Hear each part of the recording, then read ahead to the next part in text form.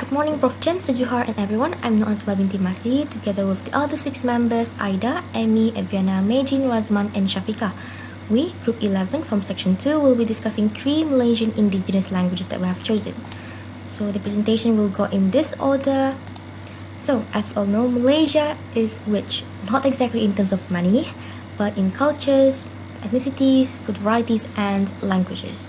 Sabah especially has more languages than in Sarawak and the peninsula, hence probably why almost every Sabah heritage language is endangered, as opposed to the other two which actually have dominant languages, namely Iban and Kerazan Dusun, and Malay, Chinese, and Tamil, which are constantly mentioned in any media. Thus, we're here today to shed light on 3 particular languages, Idaan, Remun, and Kensiu. Hello, my name is Shafika. Okay, according to my slide, you can see that I have 3 parts that I'll be presenting. Okay, the first one is the status of the Idan language, which is a language that comes from Sabah. Okay, so according to the Expanded Graded Intergenerational Disruption Scale, or the EGIDS, from Ethnologue, we can see that the Idan language is classified at the 6B level, which means the language is still used for face-to-face communication within the generation, but it's losing its speakers as we speak.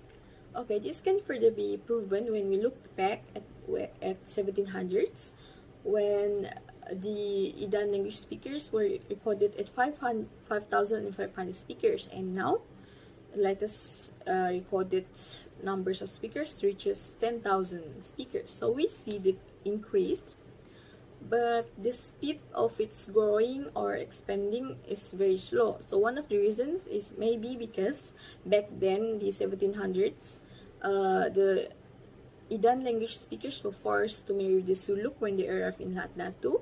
Therefore, they were also forced to convert into Islam. So hence, they cannot further burden their language, Idan language speakers, to other places.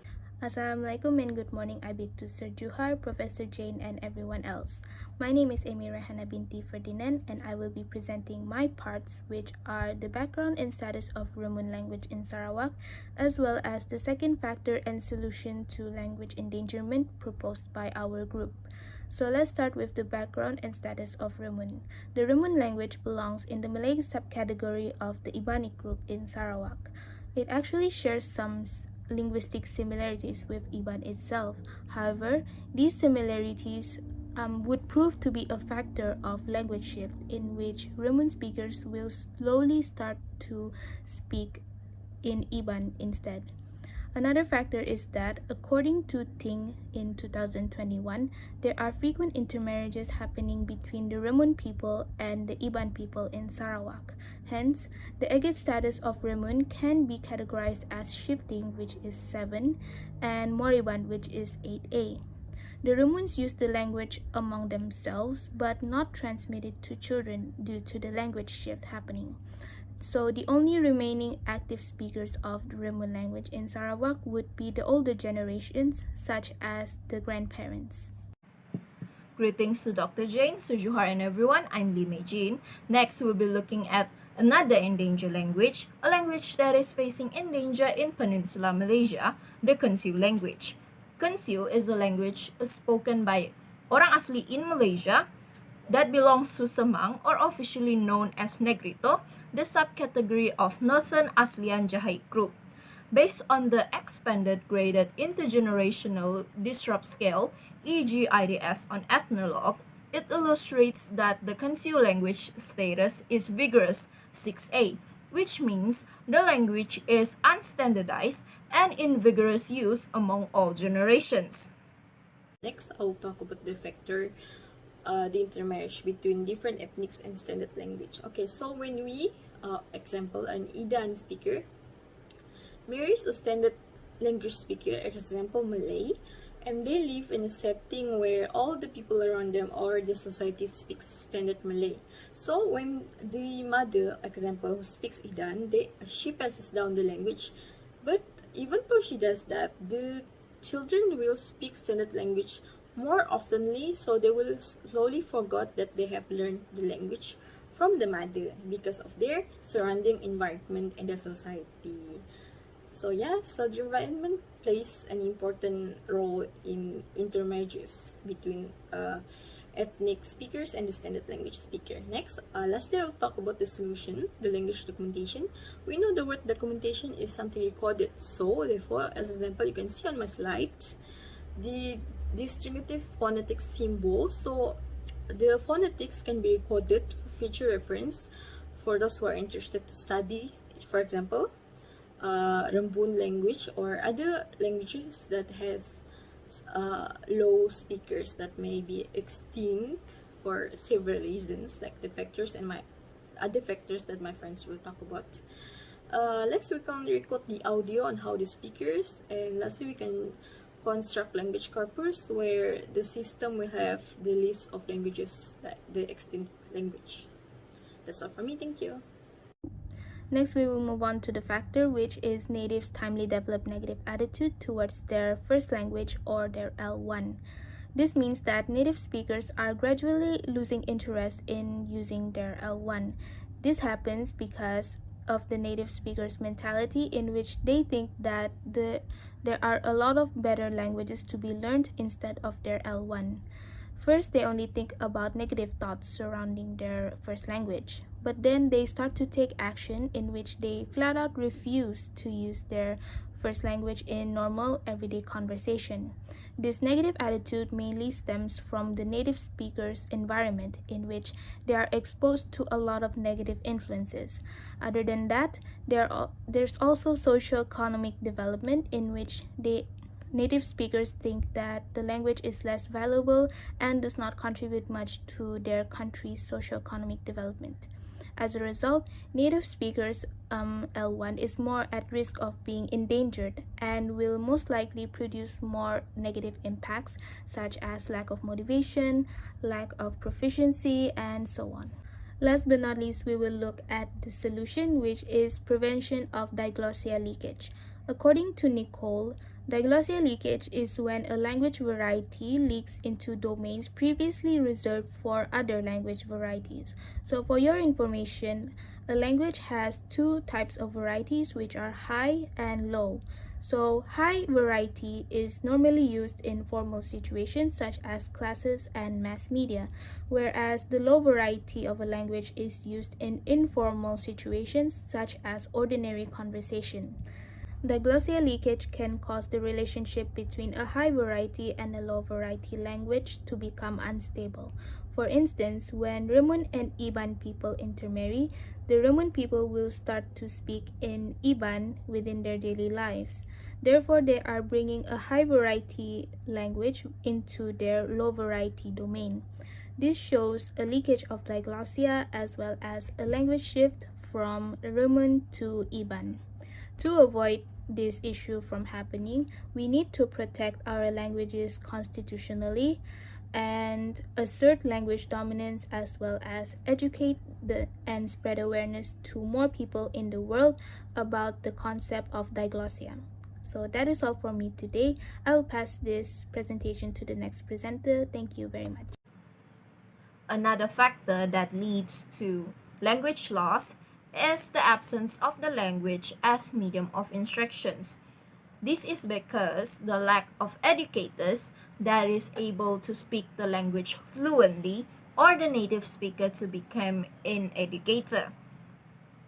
It is hard for the non-native speaker to get a chance or a place where they can learn these languages.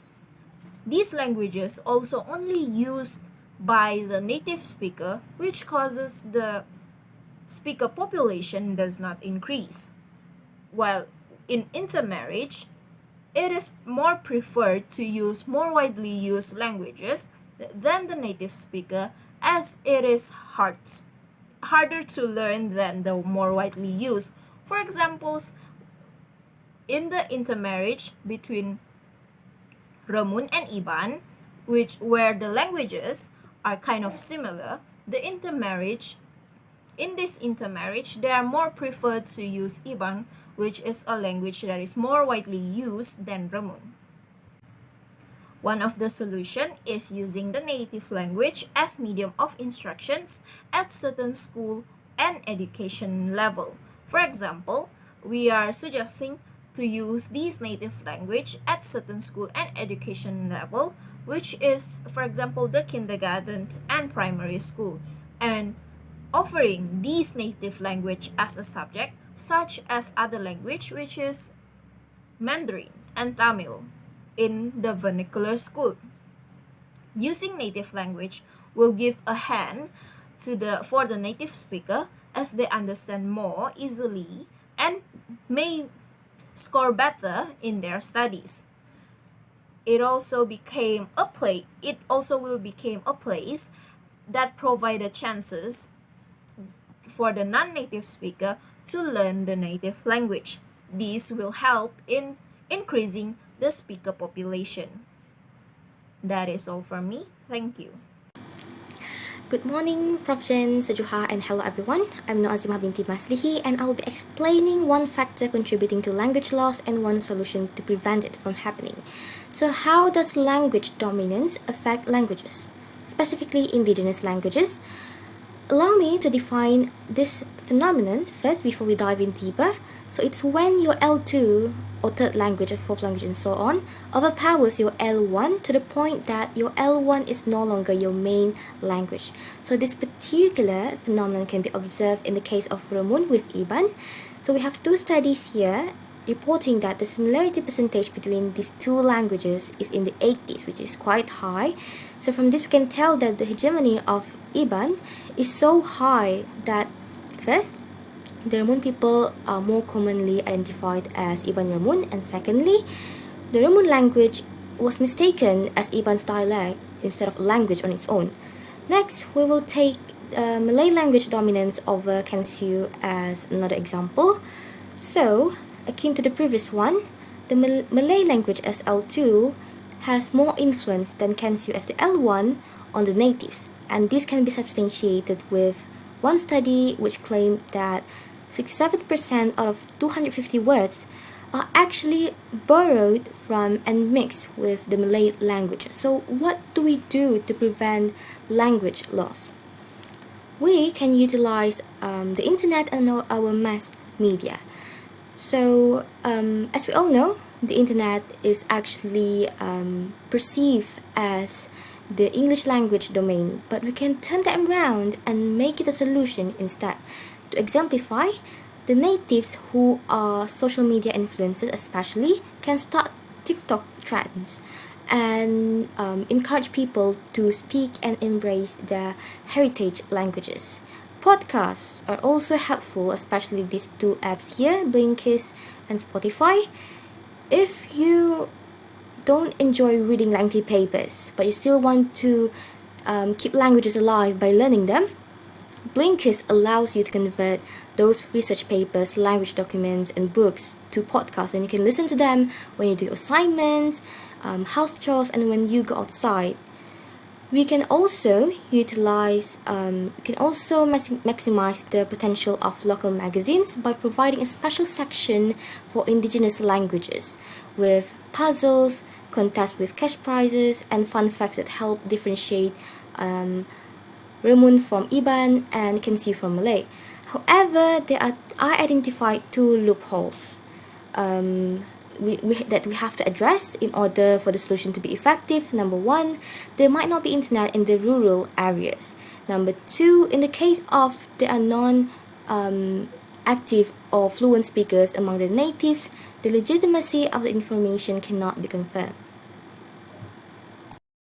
Good morning, Prof. Jen, Sejuha, and everyone.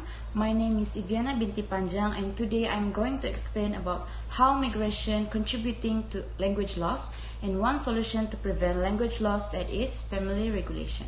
Migration can be divided into two categories, which is small groups of ethnics migrated to other countries, and the other one is when large ethnics of groups migrated to countries with small population. There are three types of temporal migration. The first one is circulation, the second one is temporary migration, and the last one is long-term migration. This factor is most likely to cause enormous linguistic change and language loss or even death. It is because adult speakers who move to a different linguistic environment often experience a change in their first language. Also, they will eventually forget and not speaking their own languages if an ethnic of groups migrated to the other countries. So now we moved on to the solution to prevent language loss. In this case, we should encourage our family to speak native language because according to Ariana 2017, most effective way to acquire a language is to learn it from birth. It is more difficult to learn our own native language if the language is not spoken at home because family domain is a crucial domain for first language acquisition. Next, rules to speak native language should be implemented by every family. It is important to use our native language every day at home, not only to dignify our own language, but we can also learn it so it can be passed down to the younger generation. Hello everyone, I'm Aida Mahda and I'll be explaining shrinking domains as one of the factors to language loss. So, domain loss refers to when a language becomes a primary language in the field that was previously dominated by local language communication. You can see how a language are being used in education and employment domains. Okay, for example, in Malaysia we use Bahasa Melayu, the Malay language, to unite the multi-ethnic group in Malaysia. We use the official language in school. We use the official language in employment during work, and these fields are dominated by official language. The domains in family and friendship also shrinking. This can happen when there's no reinforcement being made in the family to speak the language, and also in friendship domains, most people might not use the language in public spaces, like in daily conversation with friends, and that domains are slowly shrinking because they don't use their first language in public anymore. Okay, hence why these shrinking domains lead to speakers being dormant and less proficient in their language. So in order to solve this issue, we can create language network through mentorship, language apprentice. It is also known as master and apprentice approach, MAP. Okay, and MAP aims to build new speakers through mentorship, creating new speakers of a dying language, and this will help to preserve the language and the culture that came along with the language. Okay, so that is one of the solution here. That's all from me. Thank you. Hello everyone, my name is Muhammad Razman bin Lahabin. Today I want to share about the factor the time causes assimilation of culture happen. Consider people getting decreased by assimilation with other races because of the number population getting low. The use of language is also getting low. According to the data gov.my, in 2018 only 208 Khonsa people live in Kedah and the rest live in Thailand. Because of the assimilation, young generation, especially young generation of Khonsa people, prefer use Malay language rather than use their own language. By the time, if the language not used and Khonsa people always assimilation with other races and use the other language, the language is getting extinct. This may not happen the case when the Khonsa native are more close and not mixed with other races, so that their culture can be preserved, even so their language. For the next solution is improving language education system. Educational and research institution must enhance the quantity of study linked to the language. For example, the university must set up the comprehensive form of study to track the language that exists in our country, so that we have a solid data to keep track the development of the languages. And then For the government side,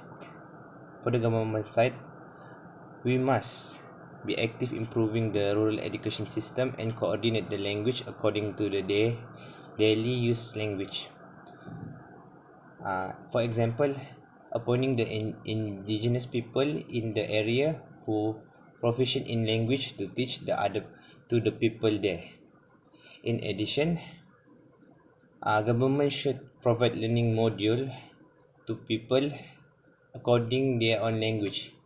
It may seem impossible, but in order to preserve the language that almost extinct, it is necessary for all parties to take a role so that the language can be preserved. So that's all. Thank you. To conclude, we have clarified the status of Idaan, Remun, and Kensyu, addressed 7 factors contributing to the gradual loss, and proposed 7 solutions as well.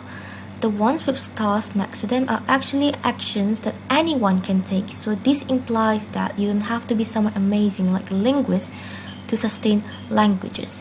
Because what matters is, the bottom line is that you care enough to take actions. That's all from Group 11. Thank you so much for listening and have the day you deserve.